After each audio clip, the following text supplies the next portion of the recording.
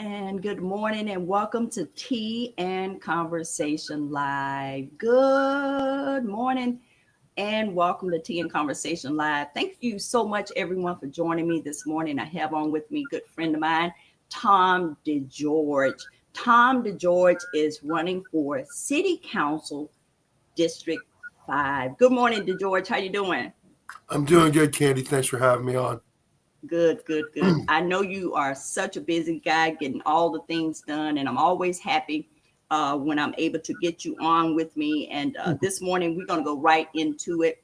And every now and then, I'll go out of the screen and you'll be on screen. So don't worry. You just keep talking and telling the people why is it so important for them to consider you for this race. But our first question is what are the top 3 issues facing District 5 and how do you plan on addressing them if you become our next city councilman?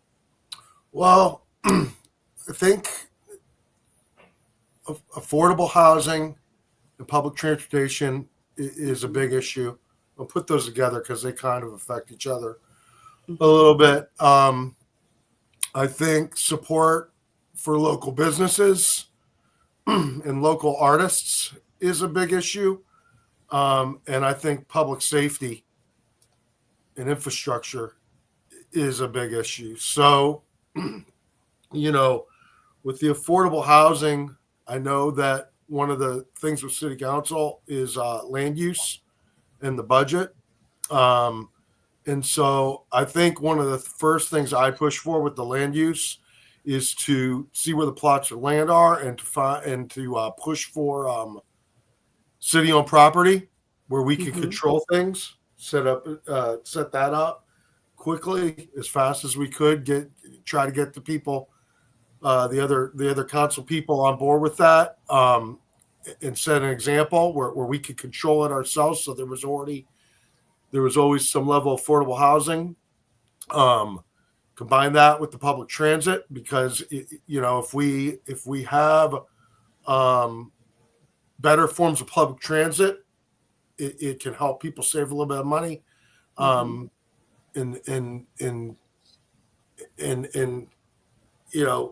whether you're keeping the housing affordable and down, and you're combining that with the public transit, so they can save money on how they're getting back and forth, it just keeps more money in people's pockets, right? So that's one. Also, I'm probably going to get off on a tangent, but there's so much that needs to be done. So, and I can talk. So, and the other thing I think, along with that, is we got to push for the whole point of the CRA in the first place was for slum and blight, right? Correct. But somehow I think we got lost along the way because we're handing out these huge development contracts to the same people over and over again. And instead of enhancing areas and fixing the small problems they need, they're changing the cultures of areas completely. So I think along with that, I would want to push for smaller grants. So people, other developers could come in and do a grocery store, mom and pop's grocery store. Cause I don't think we need like Publix or these huge grocers in certain areas, because that in and of itself can cause gentrification. I think we need local grocer with a couple apartments to it. So push for that too. As far as the local business and young entrepreneurs, I mean, if I'm not built for that, I don't know who is. I've been local business owner in this area for 20 years. I've ran businesses for another 5 years before that. I'm a proven success in that field. I know tons of young people. I've mentored people to start their businesses. So I would really advocate hard there for a better liaison to small businesses and young entrepreneurs. And especially, I know, to support Black businesses too. Photo op only goes so far. I look at it, nobody ever did a photo op for me, and I know that there's a lot of local businesses out there that they don't get a photo op. But even if you do, we need more help than that. When there's a problem, the city is an absentee partner when there's a problem. I would want to be a real force for our local businesses in District 5 and to be able to use my experience as a local business owner, an understanding of the problems that we go through, because you feel like you're alone all the time. And I can honestly say there won't be a local business that feels alone in District 5. I want to hear everybody's problems. I want to take them to the table. I want to push for support for more transparency with the city, better conversations, more accessibility, and grants. Because at the end of the day, our small businesses, our mom and pops organizations are the city. I don't care what anybody said. They are the city. And they should be treated more like cultural institutions, and they certainly should be treated with a lot more respect.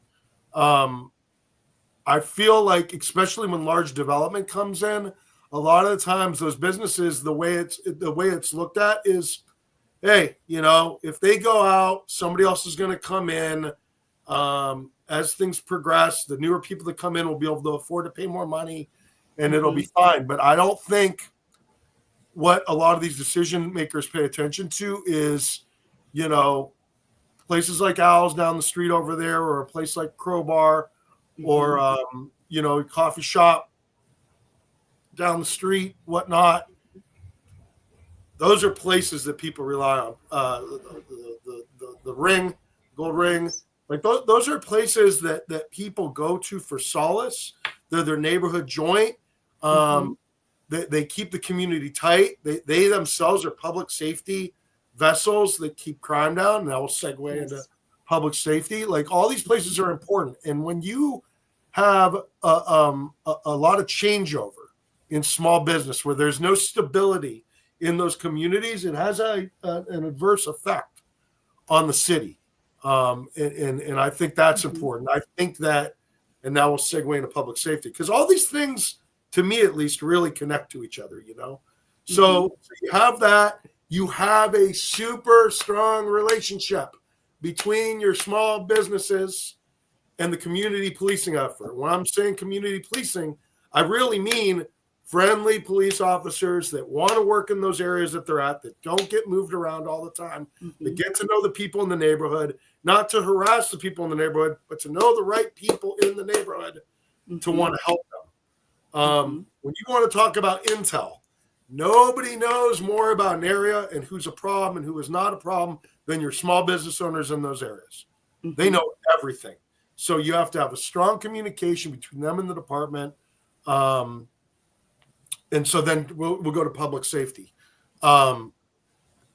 People talk about, I'm a criminal justice major, and my other side business that I do is a consulting company. And most of the time, what I get hired to do is put together safety and security plans for large festivals that do 7,000 people, 8,000 people. But I've also used it here locally to help TPD when we've had problems, whether that's to get all the venues in my area operating a little bit safer, or work out those communication channels. So public safety is a huge issue, right? And one of the questions that keeps coming up on these forums is there's carved out 60% of the budget for public safety. Is that too much?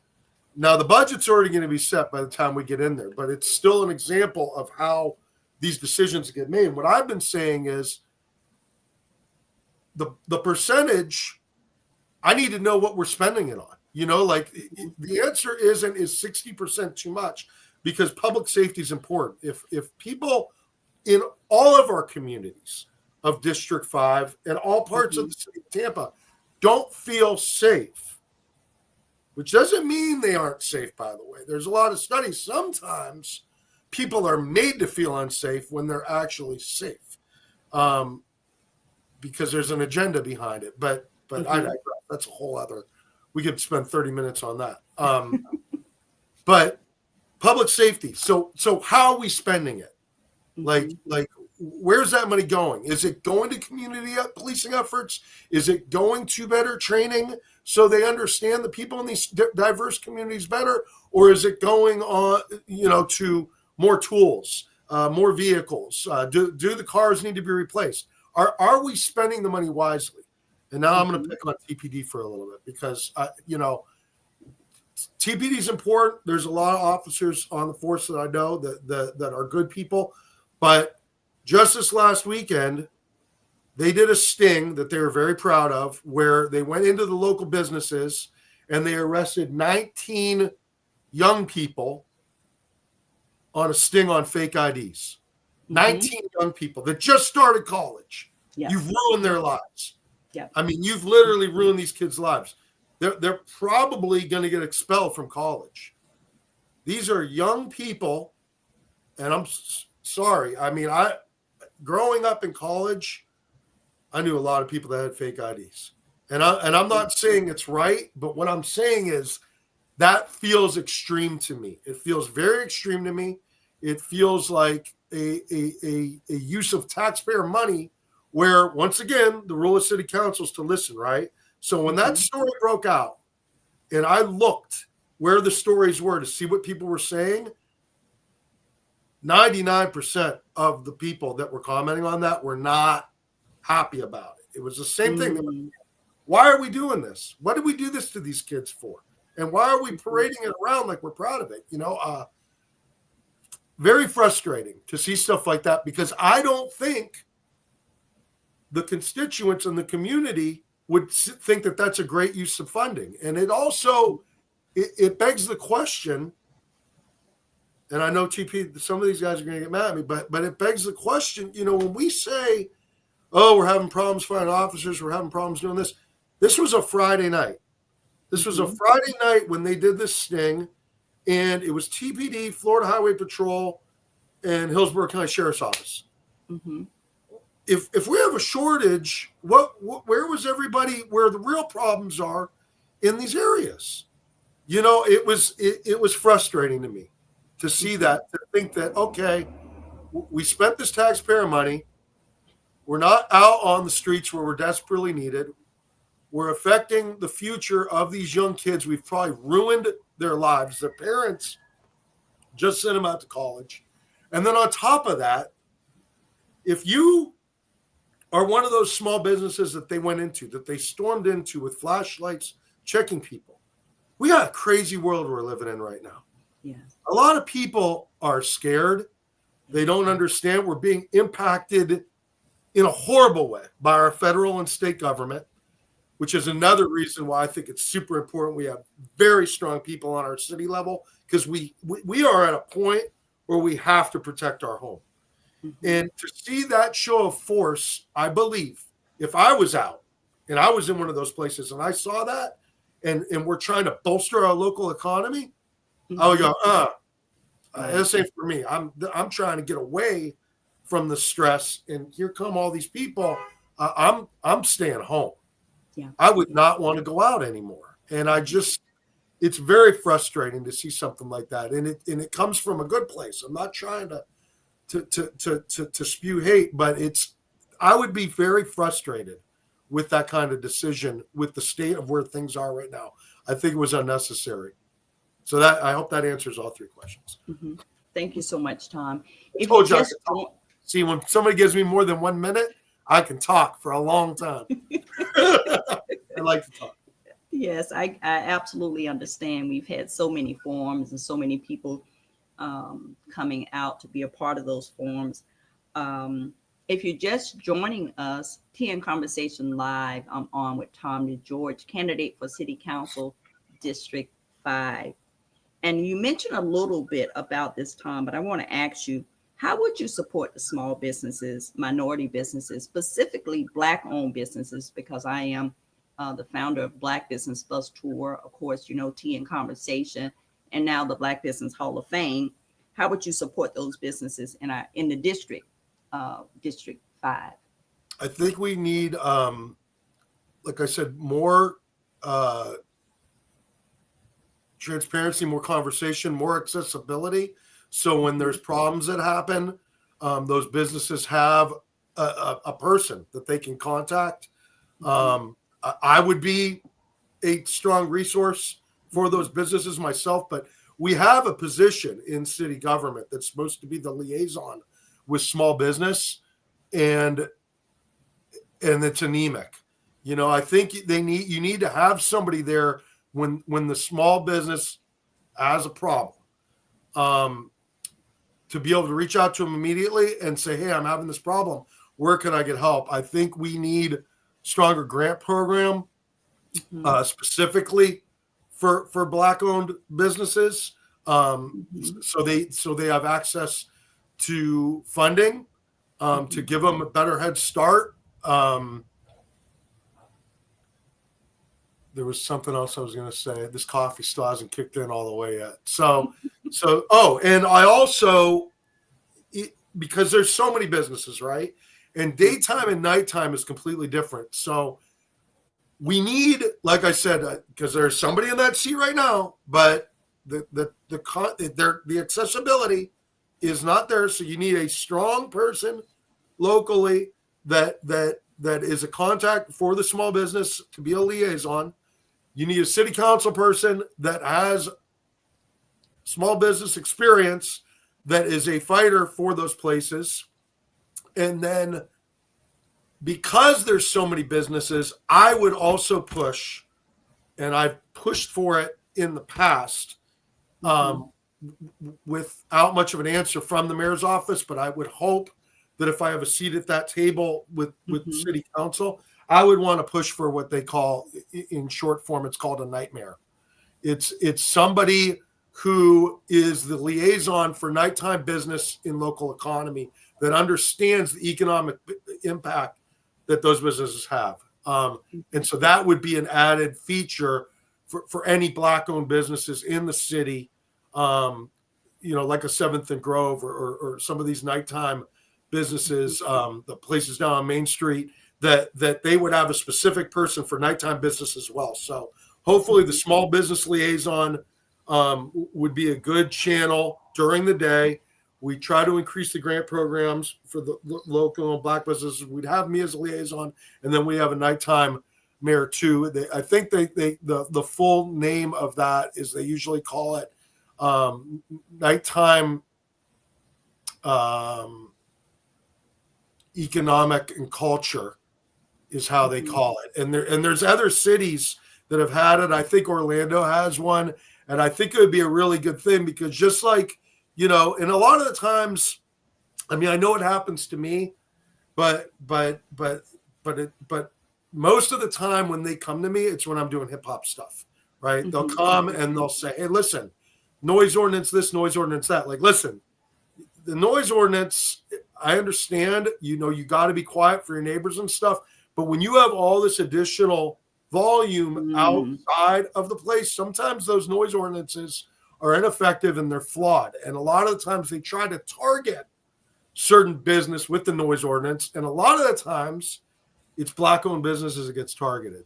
So I think having a nighttime person that gets it, that is a liaison for those businesses, that can be the communicative effort between that business and the city to try to protect both the city from itself and the business from the city, try to protect them both, so we can have strong communication before punishment, I think would be super important. And why do you think the Black-owned businesses are the ones that are targeted sometimes? I mean, I think there's a systemic racism inside most governments, at least that's just been my view of things. I mean, I think, and some people out there might know that I do that work with the National Independent Venue Association. And this is stuff we look at. I mean, it was, during the when you have that kind of connectivity and you see the same thing in cities around the country, it makes you realize, well, this happens everywhere. And Ybor, as development continued in Ybor, and fast-tracked itself during the pandemic, while a lot of local businesses were closed and decisions were made on noise ordinance or or when they took 7th Avenue and they put the signs up that said no cruising laws. Mhm. A lot of these things, when you look at them, and they say, well, if it smells like it, if it looks like it, when I would talk to other cities and say, hey, have you dealt with this? It was almost always tied to Black people coming into the community and them not wanting the people there, which I think is shameful because, Absolutely. and what I've done, and it's on public record, if you look at my years with the YCDC or when I sat on the Ybor Chamber of Commerce or when I did the work with the Ybor Merchants Association, when these things would happen and the word, and it would come up too, well, the hip hop. Well, what does that mean? I don't understand because I've done hip hop nights for 15 years. And let me tell you, you can make anything bad if you want it to. Absolutely. You can make anything bad. Absolutely. If you want to focus on, we're going to do, free from 10 till 12, $2 drinks. We're going to play music that riles everybody up and gets them to come for the wrong reasons. It's been my experience when you actually do what hip hop's supposed to do, and especially when you go to a black owned business where it's a hip hop night, that it's a mostly positive experience because you're celebrating the culture. Hip hop is supposed to be about love and community, and so I would always be a strong advocate here when they'd start attacking places that were doing hip hop or attracting Black crowds. I would say, listen, you got it wrong because you can make anything about hate, but I'm not seeing that. I'm not seeing that as the problem. We did Old Dirty Sundays for 13 and a half years. Maybe had one fight in 13 and a half years because everything was centered around the music, around the art, around the food. And I know they understand that over at Al's because when you go there and you look at the walls, they have the musicians there. You have the music and you have the food. If you bring in and the dancers, if you bring in all the elements of the culture, you're not going to have any problems. So I just think, like I said, there's an inherent systemic racism and fear within our local governments, and a lot of them that target certain things. And we got to continue to chip away at that because it's not fair. I mean, when you look at the resolution, that's the point of the resolution, right? To make things right. But the problem is if it's still there, that's not even going to be enough. Yeah. Thank you so much for that. What is your plan to support affordable housing in District 5? And, I've been hearing that term affordable housing for years, and I'm not quite sure anymore what affordable housing is. Whenever I drive through District 5, where I was born and raised, grew up in District 5, own property in District 5. My mother is in District 5. My family, all of my family is actually still in District 5. And on my mother's street right now, there's houses that are $500,000, $400,000, $600,000 coming into East Tampa. So and more. So what is your plan to support affordable housing? What does that you got to do? We're going to have to do a lot of things, okay? Because I can speak from experience too. We bought our home in East Ybor. I think probably 15 years ago, and when we bought that house, we bought it for $109,000. It's a little casita, okay? Same development that's pricing me out of having my venue here in Ybor. My home in East Ybor now appraises for $350,000. I was lucky to get it. Me and my wife were lucky to get when we got it, but that's ridiculous.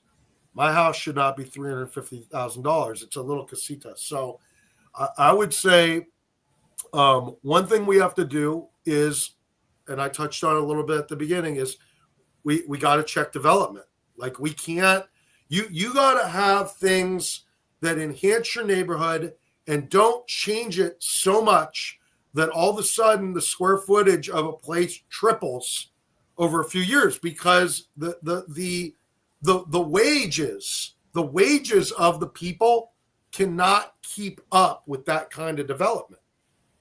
So we gotta focus on smaller developments that enhance the neighborhoods, so it gives a chance for the wages to increase. I think we also need to work on increasing our wages. We need, if affordable is now a $400,000 house,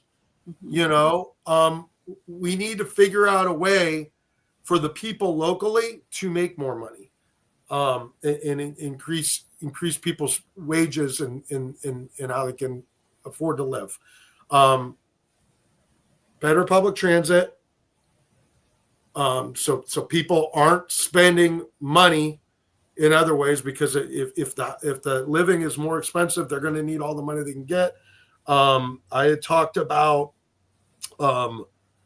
leading a fight with the Dias to increase the annual appropriation of the affordable housing budget and the land use. Looking at those plots and starting a city-owned housing where we can control the rates so that there's affordable living there. And the other thing, because I think I know a decent amount, but this is another one of those where I feel our job as city council is to listen. I would go to other people that I know are experts in affordable housing, and I would say, listen, tell me everything you can. Tell me more. What do you think? Where do you think the opportunities are for this right now? What do we need to do? And then I would be the person at that table to carry that fight forward and be bullish on it. But yeah, right now, we have areas that need help. What they don't need is millions of dollars being given to large developers that want to change everything about their neighborhood when they've been waiting years and years and years to have improvements for slum and blight. You're going to let a huge developer come in, change the whole area, and then these poor people that needed the help, that stood on it, that tried to lift up their community with no resources, get forced out of their neighborhood. It's not right. And I see it happening all over the place. People talk about, I hear it all the time, that e-boards can be a bad word, that people are like, well, e-board got this, e-board got that. Man, there's a lot of people that there's some people in e-board that look at it like that. And then there's a lot of other people that feel like, man, we went through a pandemic. It was the worst time for small business owners. And by the time we came out of it, we can't afford to be business owners in Ybor City anymore. And you have a lot of businesses that got displaced during that time. It's no different than when somebody comes into somebody's neighborhood and it's a residential and they make tons of changes to it. They buy up houses, they raise the price of everything, and then the people that were there for years can't live in that neighborhood anymore. So that we need to do a bunch of those things to push back on it. Help these communities, help them, instead of, forcing them out. Yeah, thank you. If you're just joining us, Tea and Conversation Live on with Tom DeGeorge, candidate for City Council District 5. It's raining right now. It's a lot of rain the last several days. How would you address the flooding and stormwater infrastructure in our community? Not just District 5, but the city, period. Because it was just unbelievable. Yeah, it wouldn't. I mean, this is one of those issues where I'd have to say, no matter what seat you're in, whether District 5, District 3, this is everybody's responsibility. So, I would hope that this was a hot topic for people last year, because honestly, if when we get in, if there's a runoff too, I mean, you're talking about October 28th. Yeah. If a lot of work hasn't been done over the course of this year, we're going to have a lot of big problems come October 28th. Which would probably be too late, like I said, for this year. But if I had been there last year, and if I am here this year, I think, there's an actual task force that's in charge of this. The first thing I'd want to do is get a briefing from that task force about everything that's been done and the upkeep of everything. I think that aside from that, I think the city's done a pretty good job of like getting information out to local people, but I feel like that messaging has been very strong on what to do when the storm hits, and probably not enough on the lead up.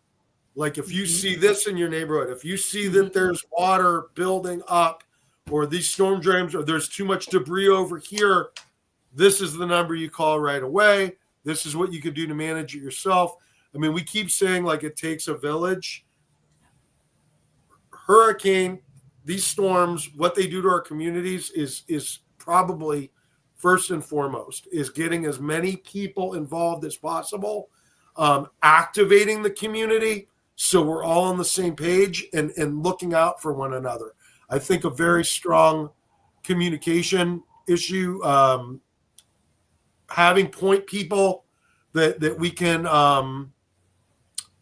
deputize is probably a weird word, but there's so many different community. Everybody's got one. In every little area, there's somebody that people go to, right?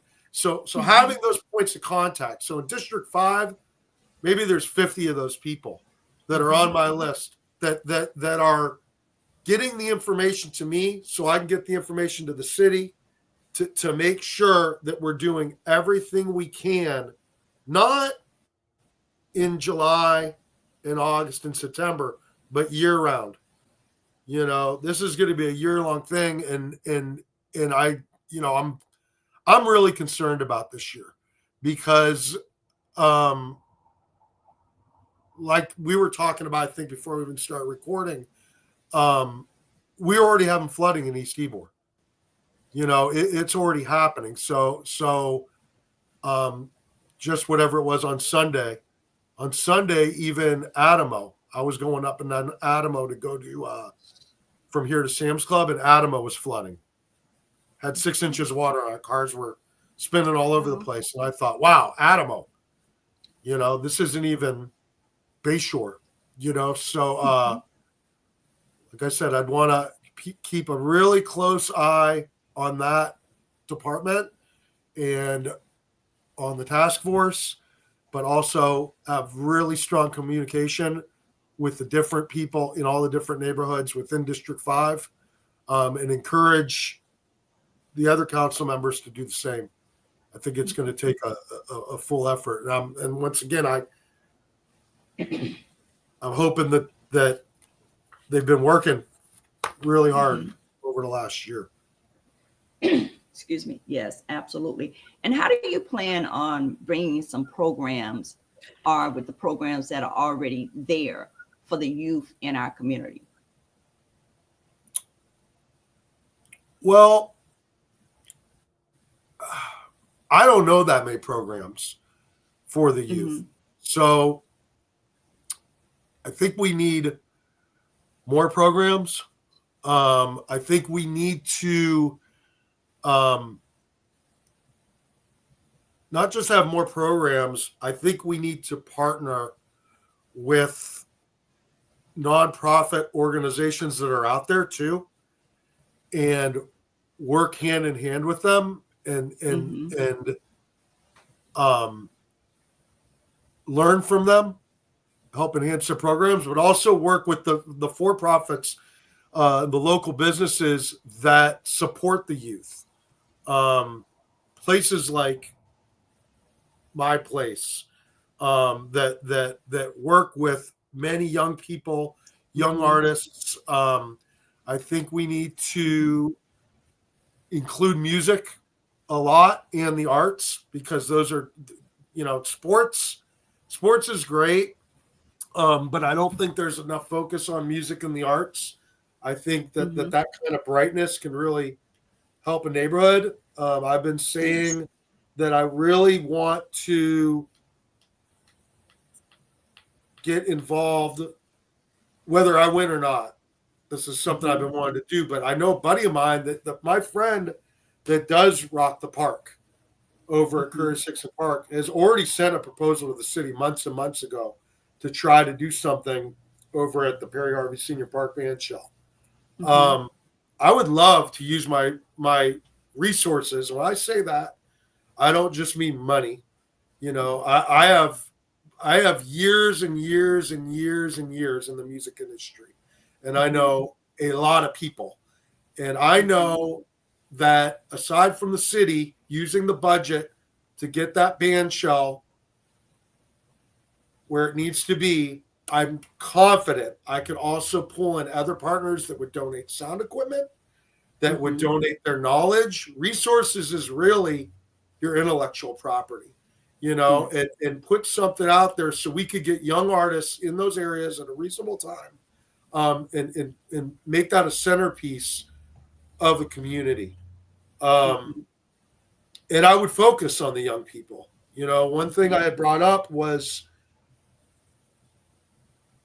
when we had the shooting here in Ybor City, I was a 14-year-old kid that had a gun that was in the middle of 7th Avenue. And the first response to that should have been, why did this happen? And how can we make sure this doesn't happen again? But instead, the knee-jerk reaction was weeks of talking about, well, let's just close all the businesses in Ybor City at 10 or 11 o'clock. We're going to close all the nightclubs at 10 or 11 o'clock. Why are you going to close the businesses at 10 or 11 o'clock? The businesses, that child wasn't in the businesses. That child was on the street in the middle of 7th Avenue, hadn't been in any of the businesses. So destroying the local economy where those kids could go to any other area and still have that gun, still have that propensity for violence, doesn't solve the issue, but instead we put the focus for weeks where it shouldn't have been. And then by the time they decided, well, this is probably a bad idea, they never went back to solving the problem in the first place. It just went away, because it wasn't any more news clicks to it anymore. And I think that you have to, once again, that's what city council is there, is to solve the problem. Then let's focus on the problem. So if we need more youth programs, more opportunity for youth, less violence, instead of thinking that the businesses themselves are the problem, remember, like we said earlier, those businesses are cultural opportunities. I do, aside from the nighttime stuff we do tons of youth programs right here at Crowbar. We do student showcases 3 times a year, where all the kids that come in here and are over their head because they're getting to play on the Crowbar stage doing a real concert, and they're trying to learn their instruments. 8 to 14 up on that stage, and all their parents come out. For years and years and years, we worked with local hip hop artists here to do Decipher, where these kids could get on stage and rap or do spoken word or poetry and learn their trade. They had a place to go to learn their trade, so they felt welcome. They felt connected to the community. You got for-profits, you got nonprofits, and you got to have the city as a partner in both of them, to really pay attention to our youth and give our youth the opportunity to be great, the opportunity to pursue their dreams, the opportunity to be seen as a part of the community. You know, that's what we need to do, and we need to really do it. You know, not just, hey, we're going to put this up here, but be a partner in it, be involved in it. The last thing I'll say is, you know, we also used to do Christmas parades out here in Ybor. I did them for us. I helped plan those things for free for years. For years, we did the pumpkin patch in Central Ybor, 3,000 pumpkins, and we get kids from all over District 5. We were the first ones doing pumpkin patches before anybody. I did that. I planned that, and we get 3,000 kids coming with their parents. Well, we can't do that stuff anymore because they took all the grants away. And as local business owners, like I said, we were already doing it for free because we love our communities. And so we were doing it for free, spending our own time, taking more time while we still have to run our businesses, and then relying on donations from other local businesses along with the grants that they would provide that we would also have to work to get those grants, grant proposals, writing grants.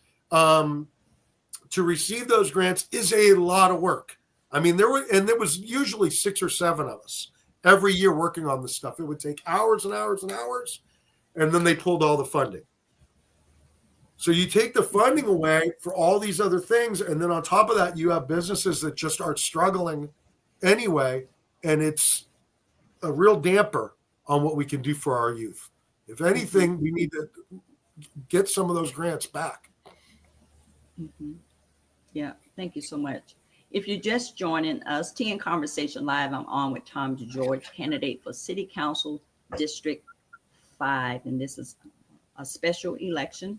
And what is your plan to stay connected? And I know you are connected, but what is the plan to stay connected with all of the district going forward? Because I'm sure after so many debates, you've been able to go into different neighborhoods and met a lot of people. Yeah. But how do you plan on staying connected? Well, I mean, yeah, I mean, I think everybody that's running, hopefully everybody that's running at least has some sort of connection to District 5. Obviously, I've told people, you know, my connection to District 5 has been mostly Ybor and East Ybor. And then I've done some stuff downtown and in Tampa Heights. But, you know, there's obviously District 5 is a large area, you know. There's a lot of parts of East Tampa that I wasn't as familiar with, and you know, up in Sulphur Springs I wasn't as familiar with. So on the job training right now, I mean, literally, like you said, I've been doing these forums and I've got to meet so many people already, and I'm lucky, I think, in that. And I feel really blessed about that too, because you know, what I did notice is when I do these forums, even people that come up to me that are wearing another candidate's shirt will come up to say to me, and they'll say, "Hey, DeGeorge, I didn't really know who you were. I liked some of the stuff you were saying." And they'll talk to me. They'll say, you know, just in case my candidate doesn't get in, you get in. This is what I'd like you to know. And they talk to me. And that, to me, that's you know, once we're connected, I'm a loyalist. Like, we're going to be connected, you know. And so one of the biggest things coming out of this race that I'm so thankful for and touched and blessed is how kind everybody's been, and how communicative they've been, and how willing to share information with me they have been. And the only thing I can tell people, because I think asking somebody to represent your community takes a lot of trust, and I don't take that lightly. You know, that it means the world to me that somebody will entrust me with the responsibility to defend their community. So the only thing I can tell those people is that in all the different areas is, if you look at the work I've done, talk to the people that have known me, is that if I give it to you, if I give you my heart, I give you my word, I'm going to work hard for you. You know, I want to stay connected to you. I want to solve our problems, or else I'll die trying. You know, and so to truly be someone of the people, to be out there, to have people in the different areas that are my main points of contact, but also do town halls. I don't ever want to be in a situation where I'm not connected to our communities. If I get this opportunity. The other thing I'll say is this, and I've been saying this on every chance I get. You know, there's 14 candidates in this race. I pledge, I give my word. I'll state it to the whole world, to everybody watching, and you can tell anybody you want, and I'll say it at the forums too. Win or lose, I pledge that I will be a resource to whoever wins. I want to help. I'll be there to because at the end of the day, if we all care about District 5, we should not go away whether we win or lose. So I pledge myself to be involved. I pledge myself to be a resource, and I would challenge all the other candidates to do the same, that whether they win the seat or not, that they stay involved and they help, because District 5 deserves it. I truly believe when you look at District 5, it is the heart. It is the heart and soul of Tampa, Florida. Our diversity, our grit, our determination. Tampa ain't Tampa without District 5. Right. So, and I also want to make sure, as a representative and having a seat at that table, that everybody understands that, and that's heard loud and clear, that Tampa is not Tampa without District 5. And District 5 needs to be enhanced. We need to use our budget to fix slum and blight issues. But Tampa District 5 has more heart, soul, and personality than anywhere else in the city. Absolutely. And it should be treated as such. Absolutely. I have a question from the floor from Lady Bird. She wants to know, how can you help the homeless? Oh, man. You know, I'll tell you, this is a really hard question, because there's programs out there, you know, like Metropolitan Ministry and Hope, but the homeless is a increasingly troublesome issue. And what you can't do is you can't wash away the homeless. You can't price away the homeless. We live in a climate where a lot of homeless are transient too. You know, they're coming to Florida because it's a survivable climate. The heat, it's easier to survive in the heat than it is to do in places that have long winters. So we're inheriting homeless, and then when you have developers that buy buildings in areas that many people live in, and they give those people a fraction of after they force them out, that honestly, with how expensive things are out here, can't even come close to paying 1 month's rent. Then now you have other people that have been displaced that are also homeless.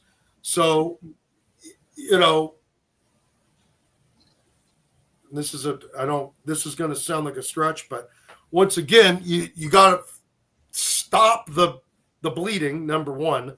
So we're not creating more homeless. So that's why we need better affordable housing, tenants' rights, public transit, because we got to stop the bleeding. Then you need to work with those programs that are there, lift those programs up. I think you also, I don't know how many we used to have a really good, strong homeless liaison here that would help get those people off the street. I don't know who that is right now, and I don't know who that is in the other areas. Our homeless situation is getting worse and worse. And so I think you need dedicated people as liaisons to help get those people off the street, give them upstart positions, to try to lift them up a little bit. But we also need to be able to decipher between who's just homeless and who wants help, who has mental health issues and needs help in that area, because there's a lot of the homeless out here that you could talk to them and they're down on their luck and they need help and they're all there. And then you have other people that have mental health issues, they're struggling, and because they're not being treated for how they should be treated, they just end up in and out of the jail system. You'll have somebody there that is causing problems, and then instead of, like I said, getting them the right help, they disappear for a couple months. They're over at Orient, then they're right back here, or right back on Nebraska, right? So, or other parts of right downtown. So you need to know who needs the mental health, and then who's just a vagrant that might be blending in, trying to take advantage of the situation to cause crime. We need a multiple prong attack on that, because the homeless, when we hear the homeless, it gets lumped into a lot of things. And once again, it's really, I think it comes down to, when you're problem solving, you have to look at the whole problem and realize that there's no quick fix, that there's several things to it in order to stop it. I know we've all, as a small business owner, they say you're not a small business owner if you haven't grabbed the plunger. Well, I can tell you this: when it's something I haven't been able to fix, and I call somebody, listen, I have this problem, I can't fix it. If you come in and you just fix one thing, and then you go, okay, Mr. DeGeorge, it's $500, see you later. And then you go, and then an hour later, I'm like, this is still happening. It's because you didn't go deep enough to fix the rest of the issues involved with the leak that was there. None of these issues, whether it's affordable housing, public safety, the homeless, have one solution to them. It's going to take a multi-pronged attack to plug that leak and make sure it gets done right. Thank you so much for your answer. If you're just joining us, Tea and Conversation Live with Tom DeGeorge, candidate for Tampa City Council District 5. And last question. All right. I want to say thank you so much for joining me. Give me a softball on this one. Come on, Candy. Okay, give me a softball. Yes, I'm going to give you a softball. Yes. Why are you the right person at this time to represent District 5? Because we're on a house on fire situation right now. That's what I told her. I said, I want to be the right person at the wrong time.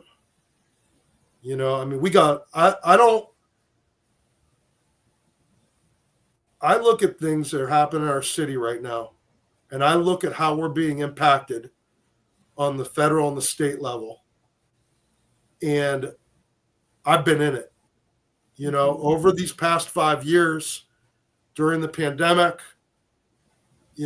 working on the Save Our Stages and advocating for our local businesses and our communities, and seeing some of the things that have been happening. I feel like we're at a really crucial point right now. And I tell people that, yeah,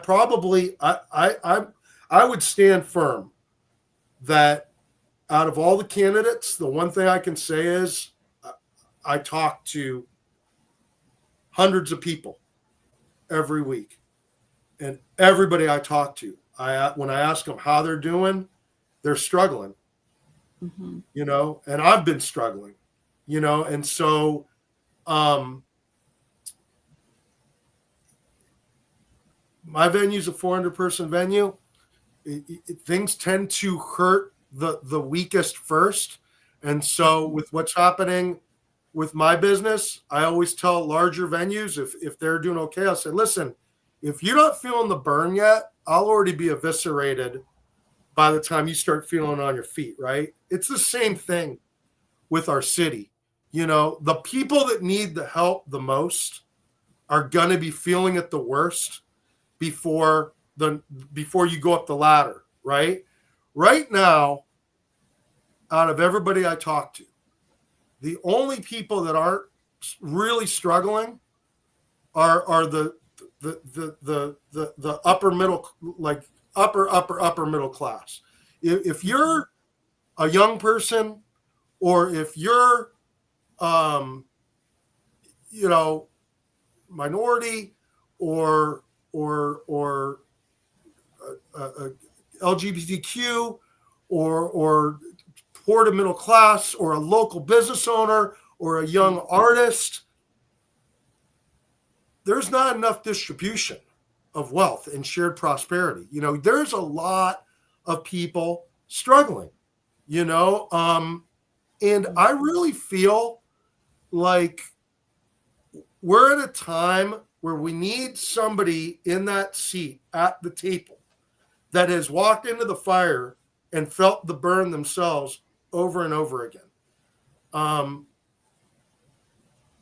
And in those times of crisis, not only took care of themselves, but tried to defend the people around them, and every morning got back up to say, man, I got my butt kicked yesterday.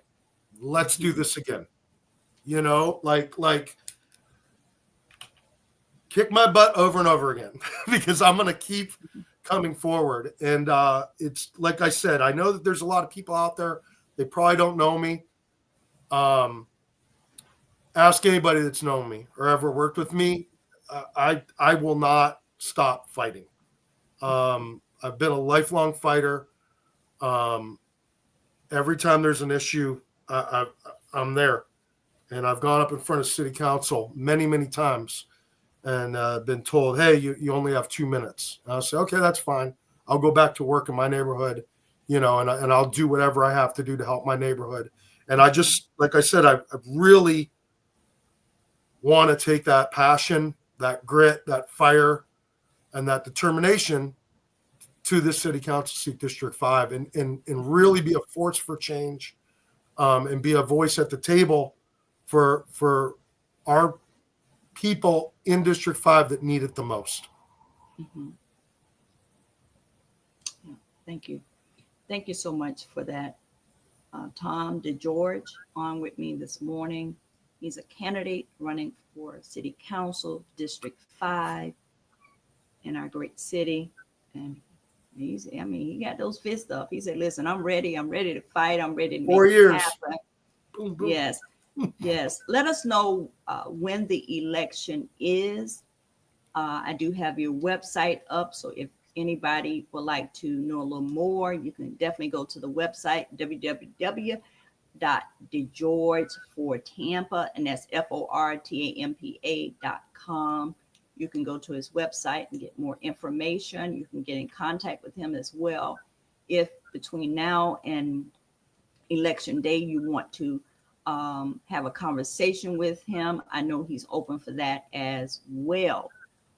If there's anything else that you would like to add, definitely let us know when the election is, Tom. Well, early voting September 4th to September 7th. Election day is September 9th. I mean, we talked about, I think before we start recording, I've done so many of the forums / debates. I have 2 that I'm going to tonight. One's an arts forum, and then the second one is over at American Social on Harbor Island, and then I'm doing one tomorrow on the Heights. But on the edge of that, what I'm starting to do is meet and greets. I had somebody ask me to come over we were supposed to do it this past week, and then the rain screwed it up.